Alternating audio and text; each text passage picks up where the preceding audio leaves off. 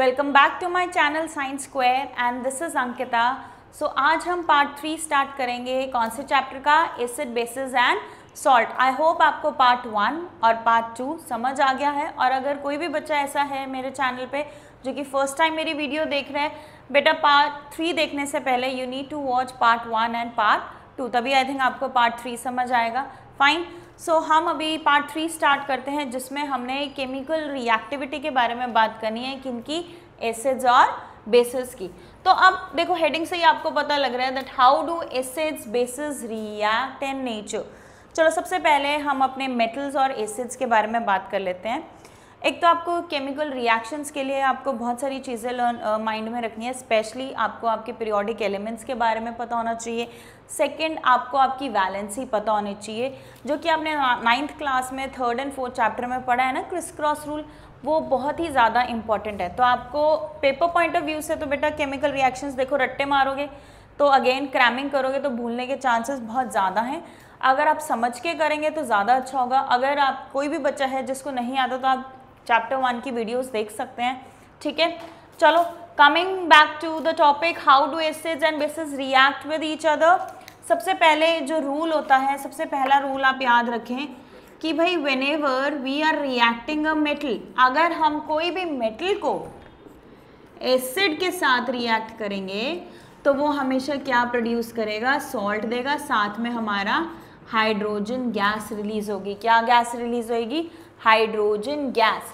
सो मान लेते हैं, अब हम एक एक्टिविटी आपकी एनसीईआरटी बुक में भी गिवन है। मान लो हमारे पास जिंक के ग्रेन्यूल्स हैं, ठीक है। हमने एक टेस्ट ट्यूब ली है, उसमें मैंने 5 ml H2SO4 डाला है। H2SO4 की बात करें, again it's a concentrated acid, yes. और H2SO4 को हमने क्या बोला था, दैट H2SO4 हमारा क्या है, king of all the acids, right. अब मान लेते हैं कि हमारा अगर बीकर में, जैसे मान लो हमारा ब्यूरेट स्टैंड है, अगर हम यहाँ बात करें, दिस इज़, मान लो ये हमारी ब्यूरेट स्टैंड है, यहाँ पे इसके थ्रू हमने नॉब लगा, बेटा ड्राइंग जो है थोड़ा इग्नोर कर लेना, राइट। अब हमने क्या करा है, इसमें हमने बीकर जो है वो अटैच करी है। क्या अटैच करा है? बीकर अटैच किया है, सॉरी टेस्ट ट्यूब है। इसमें मैंने कितना क्या डाला है, 5 ml H2SO4 डाल दी हमने। क्या डाल दिया? 5 ml H2SO4। और उसके बाद इसके अंदर हमने कुछ जिंक के मेटल डाला है। ये जो आपको रेड कलर है, ये मान लो हमारा क्या है, जिंक ग्रेन्यूल्स। क्या है हमारे? Zinc granules, right. अब मैंने क्या करा, जब मैंने जिंक को H2SO4 दैट इज एसिड के अंदर डिप किया तो स्लोली ग्रेजुअली क्या ऑब्जर्व किया, यहाँ पर बेटा एक नॉब लगा लो और इसमें ना थोड़ी सी परफोरेटेड एरिया कर लो, सी हेयर। अब इसमें से क्या होगा, आपने ये आपकी एक ट्यूब है, ये आपका बेटा एनसीईआरटी में भी आपका कुछ ऐसा सा ही डायग्राम बना हुआ है, तो देख लेना है थोड़ा सा, ठीक है। डायग्राम से मत जाना भाई मेरे, ओके। तो ये क्या है, इसमें हमने सोपी सोल्यूशन डाला है। क्या डाला है? सोपी सॉल्यूशन, ठीक है, गॉट इट। और फिर उसके बाद आपने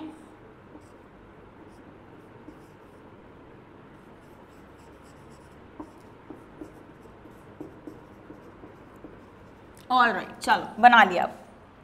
अब हमने क्या करना है, हमने एक एक्सपेरिमेंटल सेटअप किया है मैंने अपने टेस्ट ट्यूब में। टेस्ट ट्यूब बेटा मोस्टली 10 ml की होती है, जो सबसे ज़्यादा फ्रीक्वेंटली यूज़ होती है टेस्ट ट्यूब। ऐसे तो और भी ml की बड़ी टेस्ट ट्यूब्स भी अवेलेबल हैं, बट जो स्टैंडर्ड साइज़ हम लेते हैं वो है 10 ml टेस्ट ट्यूब्स। और इनका जो मटेरियल होता है वो बोरोसिलिकेट मटेरियल होता है। कैसा मटेरियल होता है? बोरोसिलिकेट, ग्लास जैसा मटेरियल। अब मैंने उसमें 5 ml अपना H2SO4 डाला, साथ में मैंने कुछ जिंक के ग्रेन्यूल्स डाल दिए। जिंक क्या है? हमारा मेटल है, राइट। अब जब मैंने जिंक ग्रेन्यूल्स डाला तो मेरा जो है मेटल जो है एसिड के साथ रिएक्ट करके कुछ सॉल्ट बनाएगा, राइट। अब मैंने आपको क्या बताया, जब भी हम मेटल को एसिड के साथ रिएक्ट कराएंगे तो वो क्या बनाएगा? सॉल्ट। तो यहाँ पे अब हमारा ZnSO4 बन गया, साथ में हमारा हाइड्रोजन गैस रिलीज हो रही है, तो इधर तो हमारा सॉल्ट बन जाएगा, बट जो गैस है वो इवॉल्व होके इस टेस्ट ट्यूब से इस बीकर में पास हो रही है। अब हमने इस बीकर में ना सोप सोल्यूशन रखा है, या फिर आप बात कर सकते हैं सोपी सोल्यूशन। और जैसे ही सोपी सोल्यूशन से पास होती है, और अगर हम कैंडल, बर्न्ड कैंडल को पास लेके आएंगे उस फ्यूम्स के पास, तो आपको ना कुछ पॉपिंग साउंड सुनाई देगी। कैसी साउंड सुनाई देगी?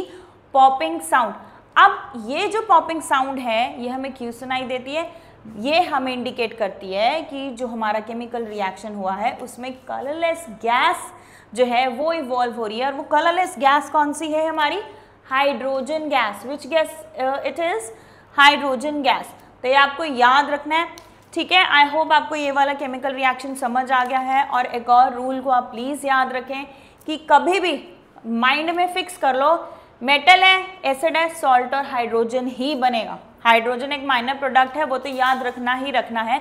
बोर्ड के पेपर में a very frequent question for 1 mark कि भाई whenever you are reacting metal with the acid a pop sound gas is evolved. That sound is because of which gas? Hydrogen gas. कौन सी gas की वजह से है ये? Hydrogen gas. तो आपको इसके बारे में पता लगना चाहिए, राइट। अब हमारा कुछ बच्चे ऐसे भी होंगे जिनको ये पता नहीं लग रहा होगा कि भाई ये जो रिएक्शन है ये मैंने जिंक सल्फेट आया कैसे है। बेटा मैंने चैप्टर 1 में भी बताया हुआ है, तो बट आपको मैं फिर से बता देती हूँ। देखो, जिंक ले लो प्लस H2SO4। जिंक बेटा मेटल है, इस पे 2 पॉजिटिव वैलेंसी है। हाइड्रोजन पे आपको पता है पॉजिटिव 1 है, यस और नो। सल्फेट पे हमें पता है 2 नेगेटिव है। अब मैंने आपको बताया था कि जब भी मेरा कोई भी कंपाउंड बनेगा तो हमेशा कटायन अनायन के साथ ही रिएक्ट करेगा। जैसे आपने फिजिक्स में पढ़ा है ना, पॉजिटिव पॉजिटिव चार्जेस कभी बॉन्ड नहीं बनाएंगे, ना ही negative negative charge. Positive charge हमेशा नेगेटिव चार्ज के साथ ही बॉन्ड बनाएगा, तो आपको ये पता होना चाहिए, ठीक है।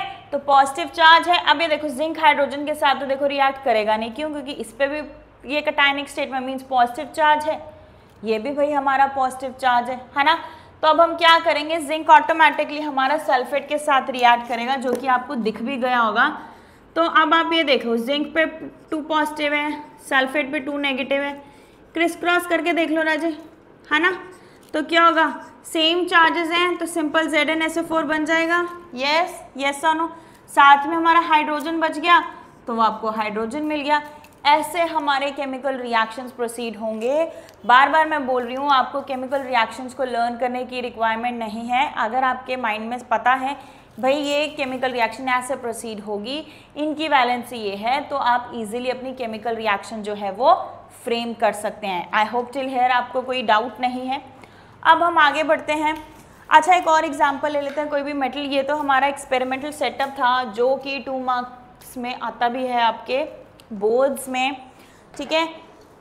अब ये देखो, मान लो अब हमने सोडियम ले लो, मेटल को, सोडियम को मैंने हाइड्रोक्लोरिक एसिड के साथ रिएक्ट कराया। सोडियम और Cl+1 -1 चार्ज होता है, तो सॉल्ट बनेगा, NaCl हमारा सॉल्ट है। साथ में कौन सी गैस रिलीज हो जाएगी? Hydrogen gas. बेटा वैसे तो मैंने आपको चैप्टर 1 में बैलेंसिंग बताई है, बट मैं आपको दोबारा बता देती हूँ। Na कितना है? 1। यहाँ पे कितना है? 1। अब यहाँ हाइड्रोजन 1 है बट वहाँ 2 है, तो आँख बंद करके आपने यहाँ पे 2 लगा देना है। अब इससे मेरा हाइड्रोजन तो 2 हो गया, बट Cl भी 2 हो गया, तो अब यहाँ लगा दो। अब यहाँ 2 लगा दिया तो Na भी 2 हो गया। तो अब यहाँ देखो, सब कुछ 2 है, तो यहाँ पे भी तो 2 मोलर कंसंट्रेशन में है। यस, यस और नो।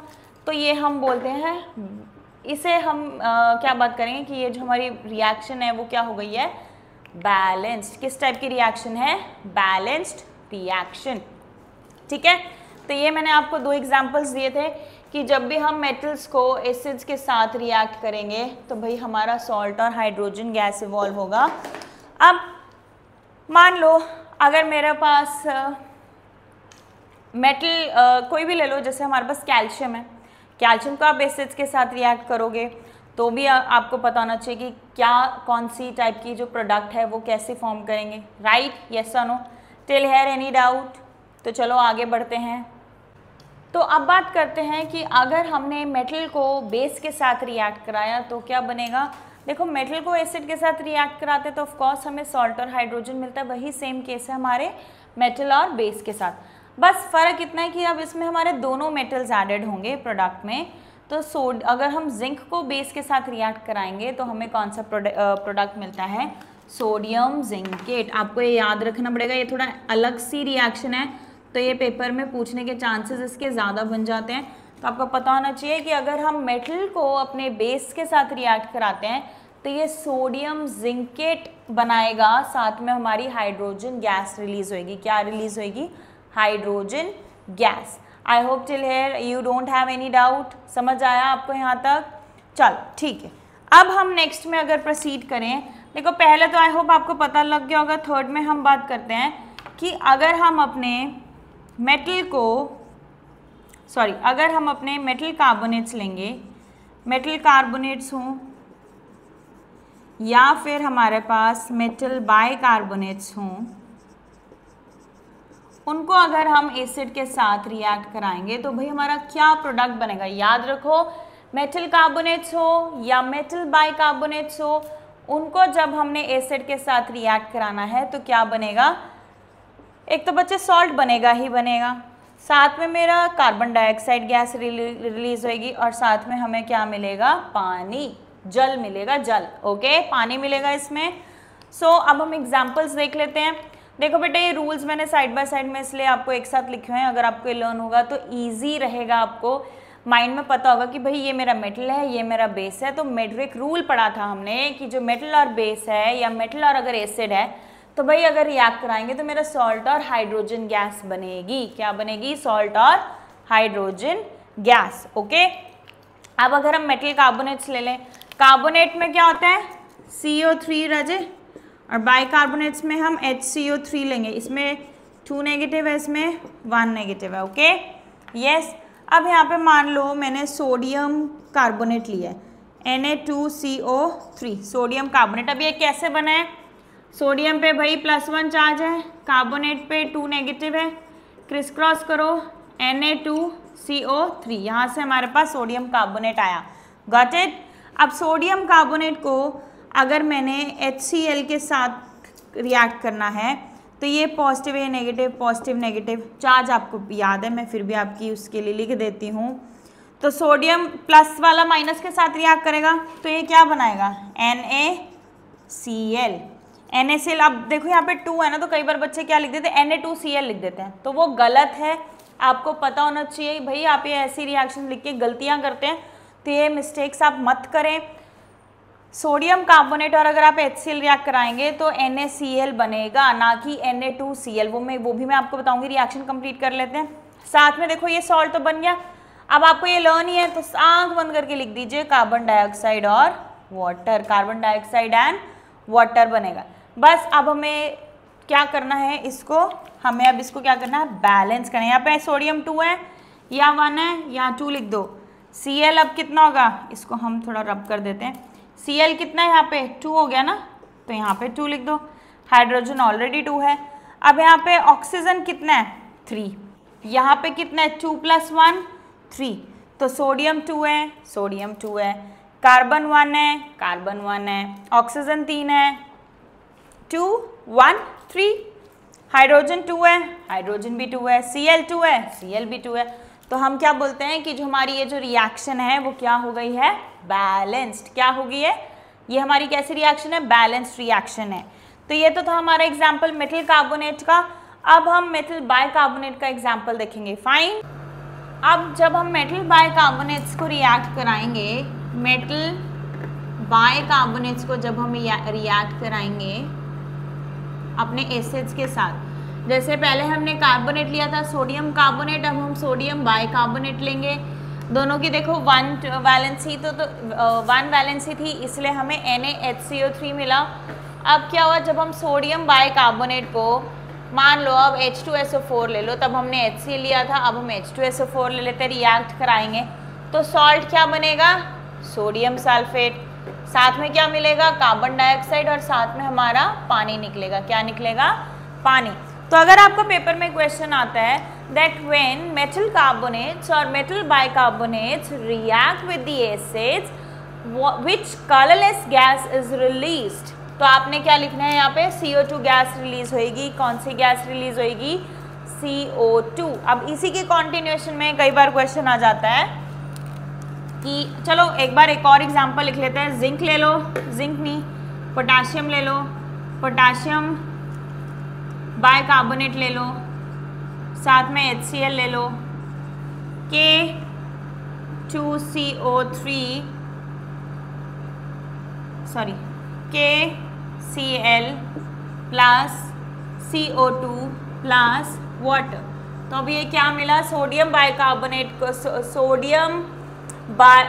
पोटेशियम बाइकार्बोनेट को अगर हम हाइड्रोजन क्लोराइड के साथ रिएक्ट करेंगे तो पोटेशियम क्लोराइड, कार्बन डाइऑक्साइड और वाटर मिलेगा। क्या मिलेगा, वाटर। ठीक है, आई होप अब आपको ये वाले एग्जांपल्स जो हैं वो आपको समझ आ गए हैं। अब कई बार क्वेश्चन आता है इसी रिएक्शन के कॉन्टिन्यूएशन में कि भाई अगर हम अब ये जो CO2 रिलीज हुई है अगर हम उसको अपने लाइम वाटर के थ्रू पास कराएं, मीन्स अगर हम इसको कैल्शियम हाइड्रोक्साइड है, अगर हम कैल्शियम हाइड्रोक्साइड जिसको हम स्लेग लाइम भी बोलते हैं, स्लेग लाइम के अंदर अगर हम CO2 पास कराएं तो हमें क्या मिलेगा, एक तो कैल्शियम कार्बोनेट मिलेगा। क्या मिलेगा, कैल्शियम कार्बोनेट, साथ में पानी निकलेगा। क्या निकलेगा, पानी। कैल्शियम कार्बोनेट को हम मार्बल भी बोलते हैं बेटा जी, लाइमस्टोन भी बोलते हैं। क्या बोलते हैं, मार्बल भी बोलते हैं और लाइमस्टोन भी बोलते हैं। तो आपको पता होना चाहिए स्लेग लाइम में। अब बेटा कैल्शियम कार्बोनेट के ना 3 डिफरेंट फॉर्म्स आगे हमने पढ़े हैं। आपको चैप्टर 1 आप केमिकल रिएक्शन जाके देख सकते हैं, वहाँ पे मैंने आपको क्विक लाइम के बारे में बताया हुआ है, स्लेग लाइम के बारे में भी बताया हुआ है और आपका मार्बल दैट इज़ लाइमस्टोन के बारे में भी मेंशन है। इससे रिलेटेड ये रिएक्शन ऐसी है कि देखो ये सेकंड चैप्टर में भी आ गई, फर्स्ट चैप्टर में भी है। तो इस रिएक्शन से क्वेश्चन एग्जामिनर कोशिश करता है कि हम डालें ही डालें। क्यों, क्योंकि ये एक ऐसा टॉपिक है जो कि दोनों चैप्टर्स में कवर्ड है। तो एग्जामिनर का एक हाईलाइटेड क्वेश्चन मिल जाता है कि भाई ये एक टॉपिक जो है रिपीटेड टॉपिक है, तो क्यों ना हम एक क्वेश्चन एग्जाम में डालें। तो according to the paper point of view a very important reaction. Continuing further, अब कई बार क्वेश्चन आता है कि अगर हम कार्बन डाइऑक्साइड एक्सेस में पास करें तो क्या होगा। तो ये देखो, अगर हम एक्सेस में पास करेंगे तो क्या होगा, हमारा अगेन हमारा कैल्शियम का कंपाउंड बनेगा। यस और no, I hope till here it's understood. तो अब अगर हम कैल्शियम कार्बोनेट में ही, अब अगर हम इसी प्रोडक्ट में अगर एक्सेस ऑफ वाटर और पास कराएं तो क्या होगा, हमारा कैल्शियम बाइकार्बोनेट बनेगा। क्या बनेगा, कैल्शियम बाइकार्बोनेट।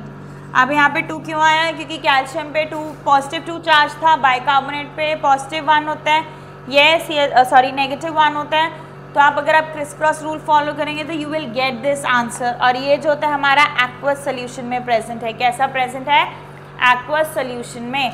तो अगेन आई एम रिपीटिंग, जितने हमने अभी कौन कौन सी रिएक्शंस करी, अगर हम मेटल को एसिड के साथ रिएक्ट कराएंगे तो सॉल्ट और हाइड्रोजन गैस मिलेगी। अगर हम मेटल कार्बोनेट्स ले रहे हैं, बाइकार्बोनेट्स ले रहे हैं, उन्हें एसिड्स के साथ रिएक्ट कराएंगे तो देखो सॉल्ट तो मिलेगा ही मिलेगा, साथ में एक कलरलेस गैस रिलीज हो रही है, कौन सी, CO2 गैस, और साथ में पानी मिलेगा। अब कैल्शियम हाइड्रोक्साइड स्लेग लाइम में अगर मैं CO2 पास कराऊंगी तो हमें मार्बल मिलेगा। अब मार्बल या फिर लाइमस्टोन, अब अच्छा हाँ, कैल्शियम कार्बोनेट के 3 डिफरेंट फॉर्म्स हैं। Chalk that is again CaCO3, limestone again CaCO3 and marble भी हमारा कैल्शियम कार्बोनेट होता है, राइट, फाइन। अब इसी प्रोडक्ट में अगर मैं एक्सेस ऑफ CO2 पास कराऊं तो क्या होगा, मेरा कैल्शियम बाइकार्बोनेट की फॉर्मेशन होगी। क्या बनेगा हमारा, कैल्शियम बाइकार्बोनेट। अब हम अपनी नेक्स्ट रिएक्शन की तरफ प्रोसीड करते हैं। अब थर्ड होता है कि भाई अभी तक हमने मेटल्स की तो रिएक्टिविटी करी है, अब क्या होगा कि अगर मैंने मेटालिक ऑक्साइड के, कौन से ऑक्साइड्स, मेटालिक ऑक्साइड्स को अगर हम रिएक्ट करा रहे हैं एसिड के साथ, कौन से ऑक्साइड्स रिएक्ट कराएंगे, metallic oxides with the acids. अब मेटालिक ऑक्साइड अगर हम ले रहे हैं, मेटालिक ऑक्साइड को अगर हम एसिड के साथ रिएक्ट कराएंगे तो भाई हमारा क्या मिलेगा, फिर से हमारे पास सॉल्ट मिलेगा और साथ में पानी मिलेगा। क्या मिलेगा, सॉल्ट मिलेगा और पानी मिलेगा। मेटालिक ऑक्साइड मान लो आप कॉपर ऑक्साइड ले रहे हो, साथ में आप HCl के साथ रिएक्ट करा रहे हो तो CuCl2 तो मिलेगा ही मिलेगा, साथ में हमें क्या मिलेगा, H2O मिलेगा। अब आपने खुद चेक करना है कि ये रिएक्शन बैलेंस्ड है, अगर है तो इट्स फाइन, अगर नहीं है तो आप खुद बैलेंस करके बताएंगे, राइट, ऑल राइट। एक और एग्जांपल ले लो मेटालिक ऑक्साइड का, फॉर एग्जांपल जिंक ऑक्साइड है, H2SO4 के साथ आप रिएक्ट करा रहे हैं तो ZnSO4 साथ में अगेन हमारा क्या मिलेगा, वाटर। अच्छा बेटा एक बात आप याद रखें, जो हमारे मेटालिक ऑक्साइड्स होते हैं ना, कैसे ऑक्साइड्स, मेटालिक ऑक्साइड्स वो बेसिक ऑक्साइड्स बनाते हैं। कैसे ऑक्साइड्स मोस्टली वो बेसिक होते हैं नेचर में, कैसे होंगे, बेसिक। बट अगर हम नॉन मेटालिक ऑक्साइड्स की बात करें तो वो हमारे कैसे रहेंगे, एसिडिक इन नेचर। कैसे रहेंगे हमारे, एसिडिक इन नेचर। तो आपको पेपर में कई बार क्वेश्चन आता है कि मेटालिक ऑक्साइड्स एसिडिक होते हैं नेचर में कि बेसिक होते हैं, तो आपको पता होना चाहिए they are basic in nature. But अगर हम नॉन मेटालिक ऑक्साइड्स की बात करें तो वो हमारे क्या होंगे, क्या होंगे हमारे, acidic in nature. Coming to another reaction and a very important reaction from the paper point of view, that अगर हम एसिड को बेस के साथ रिएक्ट कराएंगे, if acid is reacted with the base it will produce salt plus water. क्या produce करेगा, अगर हम एसिड और बेस को रिएक्ट कराएंगे तो ये हमारा क्या बनाएगा, सॉल्ट और वाटर। और इस टाइप की रिएक्शंस को हम क्या बोलते हैं, न्यूट्रलाइजेशन रिएक्शन। क्या बोलेंगे हम, न्यूट्रलाइजेशन रिएक्शन। तो क्लास आपको पता होना चाहिए राइट कि न्यूट्रलाइजेशन रिएक्शन क्या होती है। Very important question from the paper point of view. ठीक है, अब आप कोई भी एसिड ले लो, मान लेते हैं, मान लो मैंने H2SO4 ही ले लेते हैं, साथ में हमने बेस ले लिया NaOH, तो सॉल्ट क्या बनेगा, हाँ सॉल्ट क्या बनेगा, Na2SO4, साथ में हमारा वाटर रिलीज होगा। तो ये किस टाइप की रिएक्शन होती है, न्यूट्रलाइजेशन रिएक्शन। आई होप आपको अभी तक जितनी भी हमने केमिकल रिएक्शंस करी हैं वो आपको समझ आ गया होगा। ठीक है, अगर आपको फिर भी किसी केमिकल रिएक्शन में अगर आपको लगता है कि भाई हमें डाउट है तो आप प्लीज़ बता सकते हैं। ये हमारी मोस्टली हमारी इंपॉर्टेंट रिएक्शंस थी जो कि पेपर में पूछी जा सकती है, सो आपको पता होना चाहिए। सबसे ज़्यादा चांसेस हमारे न्यूट्रलाइजेशन रिएक्शन के हैं, और जो मैंने आपको अभी लाइम कैल्शियम कार्बोनेट वाली रिएक्शन कराई है उसकी पेपर में आने के ज़्यादा चांसेस हैं। आई एम एक्सपेक्टिंग एंड होपिंग कि आपको यहाँ तक इस टॉपिक तक आपको समझ आ गया है। अगर आपको कोई भी क्वेरी फील होती है बेटा, आप कमेंट सेक्शन में लिख सकते हैं, पूछ सकते हैं। अगर आपको कोई भी क्वेश्चन नहीं समझ आ रहा है, कोई टॉपिक नहीं समझ आ रहा है, तो आप अपने क्वेरीज प्लीज़ जनरेट करें। अब हम अपने नेक्स्ट टॉपिक की तरफ चलते हैं, राइट। ऑल राइट, अब जो हम बात करेंगे नेक्स्ट टॉपिक का, that what happens to acid और बेस इन वाटर सोल्यूशन। अगर हम बेस को पानी बेस हो गया या एसिड हो गया, अगर हम उन्हें पानी में डालेंगे तो क्या होगा। देखो मैंने लास्ट क्लास में आपको एक्सोथर्मिक रिएक्शन के बारे में बताया था। इवन आई हैव डिस्कस्ड कि हमें पानी को एसिड में डालना चाहिए या वाइस वर्सा, कि एसिड को पानी में डालना चाहिए। ठीक है, तो आई होप वो आपको क्वेश्चन का आंसर पता है। तो अभी बस इतना ही टॉपिक रह गया है हमारा। मोस्टली रिएक्शंस की बात करें तो अगर मैंने एसिड में पानी डाला, अब हमें पता है स्ट्रॉन्ग एसिड्स या हो मोस्टली उनकी टेंडेंसी होती है to dissociate the ions, right. तो हाइड्रोजन आयन रिलीज होता है। ठीक है, तो जब वो हाइड्रोजन आयन रिलीज होता है तो हाइड्रोजन आयन इंडिविजुअल स्टेट में एग्जिस्ट नहीं कर पाता, तो वो कोशिश करता है कि भाई मैं वाटर के साथ कंबाइन होके कंपाउंड बना के एग्जिस्ट करूँ, विच कौन से फॉर्म में एग्जिस्ट कर रहा है, हमारे हाइड्रोनियम आयंस। कैसे एग्जिस्ट कर रहा है, हाइड्रोनियम आयंस। तो आपको पता होना चाहिए जब हम पानी डालेंगे, पानी और एसिड को मिक्स करेंगे, हाइड्रोनियम आयन बनेगा। क्या बनेगा, हाइड्रोनियम आयन। अब जो H पॉजिटिव आयन है वो इंडिविजुअल बेसिस पे एग्जिस्ट नहीं कर सकता, सो वो आपको पता होना चाहिए। Then coming to the base, जब हम बच्चे बेस और वाटर को मिक्स करते हैं, तो मैंने आपको लास्ट क्लास में बताया था जो बेसिस होते हैं स्पेशली दी एल्कलीज, वो सॉल्युबल होते हैं पानी में। तो हम बोल सकते हैं सभी एल्कलीज को बेस कह सकते हैं, बट हर बेस को आप एल्कली नहीं कह सकते। एल्कली क्या है, जो ईजिली पानी में डिज़ोल्व हो जाए। तो जब आप किसी भी बेस को पानी में डालोगे ऑटोमेटिकली वो डिज़ोल्व हो जाएगा और वो एक्वस सॉल्यूशंस के फॉर्म में एग्जिस्ट करेगा आयनिक स्टेट में, जैसे सोडियम आयंस हैं, हाइड्रोक्साइड आयंस है, राइट। तो अगर हम NaOH को और पानी को रिएक्ट करेंगे तो सोडियम पॉजिटिव आयन मिलेगा और साथ में OH नेगेटिव आयन मिलेगा। लाइकवाइज अगर हम KOH और वाटर को लेंगे तो हमें K पॉजिटिव मिलेगा, साथ में OH नेगेटिव मिलेगा। समझ आया आपको, इसलिए मैंने आपको यहाँ पे लिख भी दिया है दैट एल्कलीज होते हैं जो कि बेस भी कह सकते हैं, वो क्या है हमारे पानी के अंदर सॉल्युबल हैं। ओके, नाउ ये टॉपिक तो हमारा हो गया। अब आपके एक एनसीईआरटी में एक क्वेश्चन पूछा हुआ है कि जो सोर्स सब्सटेंसेस होते हैं, जैसे हमारा कर्ड वगैरह हो गया, ठीक है, तो कर्ड को हमें ब्रास के वेसल्स या कॉपर के वेसल्स में क्यों नहीं डालना चाहिए। पहले ना पता है क्या हुआ, मैं आपको एक स्टोरी सुनाती हूँ। पहले राजा महाराजाओं के टाइम में जब खाना बनता था तो क्या करते थे, पहले तो देखो वो इतने नॉलेजेबल नहीं थे, राइट, तो कई बार उन्होंने पहले के टाइम में राजा महाराजा तो काफ़ी राजा महाराजाओं की जो डेथ का रीज़न किसी को समझ ही नहीं आ रहा था कि भाई उनको लग रहा था कि जो किचन होती थी उनकी, उधर से वो टेस्ट करके खाना भेजा जाता था, बट वो ज़्यादा टाइम नहीं होता था। बट जितना वो जैसे जैसे वो टाइम तक, क्योंकि लंबा टाइम हो जाता है, और अगर वो लोग कॉपर का वेसल है या ब्रास का वेसल है, उसमें अगर वो दही या कोई खट्टी चीज़ डालते हैं तो बेटा हमें पता है, मैंने आपको बताया मेटल हमेशा एसिड के साथ रिएक्ट करता है। कॉपर मेटल है, ब्रास अलॉय है, बट बना तो मेटल से ही है ना। तो अगर हम उसमें खट्टी चीज़ बात करें, कर्ड में कैसा एसिड है, मैंने आपको बताया था लैक्टिक एसिड। तो अगर ज़्यादा लंबे समय तक उसको रखा जाता था और अगर वो कोई भी इनटेक कर रहा था या महाराजाओं के टाइम में अगर उन्होंने वो खा लिया, तो अगर वो बहुत ही टॉक्सिक है, बहुत लंबे समय तक प्रिजर्व करके रखा है, तो वो डेथ हो जाती थी उनकी। क्यों? क्योंकि वो पॉइजनस बन जाता था। जो आपका सॉल्ट है वो बहुत ज़्यादा पॉइजनस है नेचर में। तो again coming to your NCERT question, why curd is not preferred to eat in the metallic vessels, brass or copper vessels? Because curd is sour in taste and it is having lactic acid, and acid is basically, if we talk about the metals, metal is reactive in nature and it tends to react with the acid producing the poisonous salt. कैसा salt बन रहा है हमारा?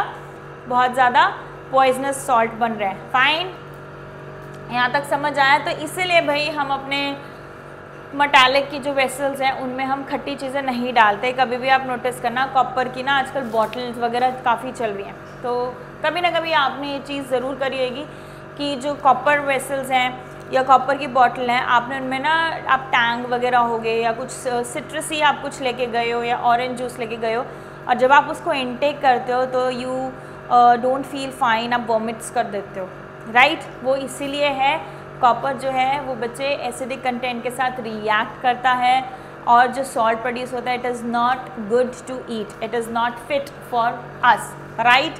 ये एक ऐसा question है जो कि पेपर में काफ़ी बार पूछा गया है, तो ये आपको पता होना चाहिए।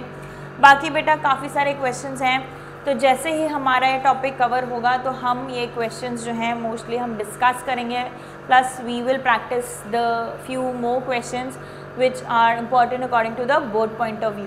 तो आई एम एक्सपेक्टिंग कि आपको हमारे इंडिकेटर्स, एसिड्स, बेस, उनकी properties, how they are reacting, हमारा एसिड और बेस पानी के साथ कैसे रिएक्ट करेगा, आपको समझ आ गया है। अब हमने जो स्टार्ट करना है नेक्स्ट टॉपिक है कि भाई हमारे जो एसिड्स हैं और जो बेस है वो एक्चुअली में कितने स्ट्रॉन्ग हैं, ठीक है। अब ये वाला टॉपिक हम नेक्स्ट क्लास में प्रोसीड करेंगे, जो कि हमारा रहेगा पार्ट 4। तो उसमें हमने क्या पढ़ना है, हमारे एसिडिक एंड बेसिक स्ट्रेंथ के बारे में डिस्कस करेंगे, मीन्स हमारा पीएच का टॉपिक आएगा, ठीक है। उसके बाद हम एंड में हमारा सॉल्ट का टॉपिक कवर करेंगे, विच इज़ समवेयर और the other very very important from paper point of view. तो आई होप आपको ये वीडियो अच्छी लगी होगी। अगर आपको कोई भी क्वेरी है, दोबारा मैं बोल रही हूँ, आप पूछ सकते हैं, ठीक है। तो मिलते हैं अब हम नेक्स्ट क्लास में, दैट इज़ पार्ट 4।